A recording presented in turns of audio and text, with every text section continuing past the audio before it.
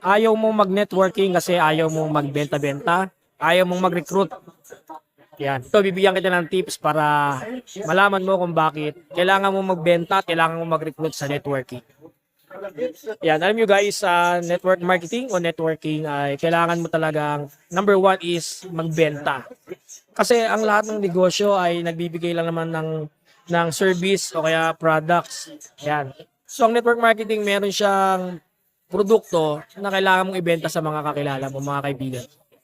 At maganda pa ron, yung produkto na inaalok mo is unique, wala siyang katulad sa local market o sa merkado. So exclusive lang, sa'yo lang siya mabibili kaya advantage mo yon.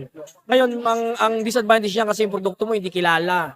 Tama? Hindi kino-commercial. Yun na diyan napapasok guys na kaya ang distributor o isang member o isang business partner ay nagpapakilala ng mga produkto dahil tayo na mismo na mga networkers yung nagpapakilala at nag-explain ng benepisyo at kung paano makakatulong itong produkto natin sa ating mga kakilala o sa mga kaibigan. Yung pagbebenta-benta kasi actually una nakakahiya siya pero pag nadaanan mo yung mga trainings saka pag malaman mo, balang araw magnegosyo ka rin talagang it's all about sales. Kailangan magbenta ka. Kasi pag hindi ka magbenta, paano ka kikita? Ganun lang siya. Wag kang maiya. Alam mo, lahat ng mga businesses ay nag-offer, nag-benta. Hindi naman lahat kasi iba services. Kaya dapat, bilang isang business owner, okay, isang negosyante, kailangan mo talagang magbenta. Okay lang yan. Sa una na mahiya ka, pero para mawala ang iya mo, number one, pag-aralan mo yung produkto.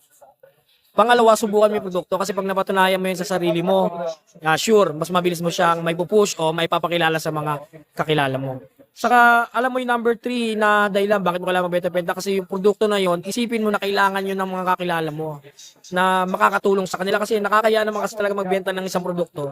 Diba? Kung yung produkto mo ay walang kwenta, ibig sabihin yung walang may tutulong sa user, di ba? Pero kung yung produkto mo ay parang isang ginto o brilyante na pag inalok mo at napakilala mo lang na maayos, na-explain mo ng maayos, yan, automatic magkakaroon ka ng benta.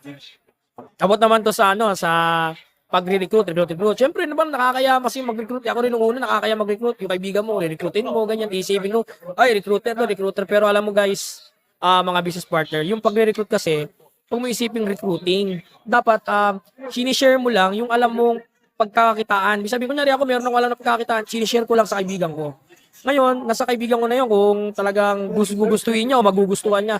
Pero kung hindi yung kaibigan ko, ayaw ng ganyang klaseng negosyo, ayaw yung inaalok ko, okay lang yan. Huwag mo dadamdamin na kaibigan kasi normal yan. Kahit saan naman, may mga rejections. Hindi naman pwedeng, pag inalok mo, gusto na ng tao.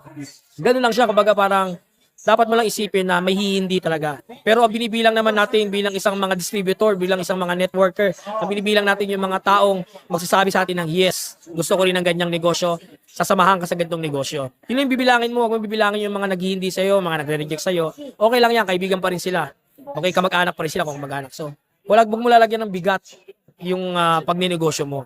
Bilang isang networker, kailangan mong matinang training para tumibay yung loob mo. Yan ang isa rin sa mga tip ko. Kaya yung sinasabi na mga networker is benta-benta at recruit. Hayaan nyo nang sabihin nila yan. Tayong mga network, alam naman natin tayong mga networker na hindi naman natin sila pinagkakakitaan.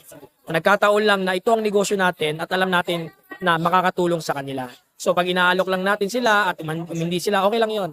Pero ang masayang part doon, pag inalok mo yung kaibigan mo, kakilala mo, at nag-oo, di ba?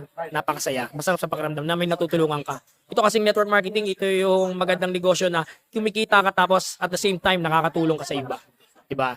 Yun lang guys, sana makatulong tong video na to para sa mga future networkers, saka sa mga nag-network na ngayon na napanghihinaan ng loob.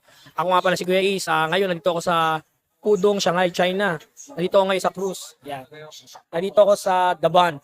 Actually, nagko-cruise kami ngayon. So, kinuha ko lang itong pagkakataon para mag-share sa inyo about network marketing o MLF. So, yun lang guys. Maraming salamat. Ingat kayong lahat. At magandang gabi.